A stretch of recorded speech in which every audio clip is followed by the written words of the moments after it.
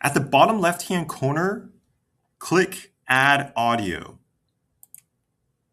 Here, Canva has provided some popular music soundtracks. So if you're a pro user, you can use some of these soundtracks in your videos.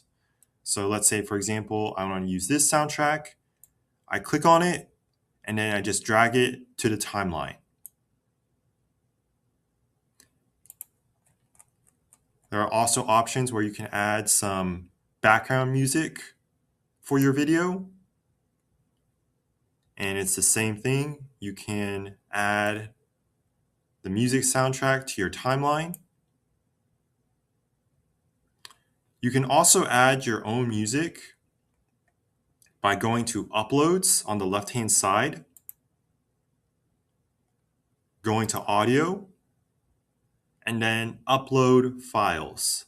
So then you can upload any audio files that you've downloaded, and you can upload them here, and it will appear right here. And you can do the same thing, drag across, and now it's going to be in your timeline.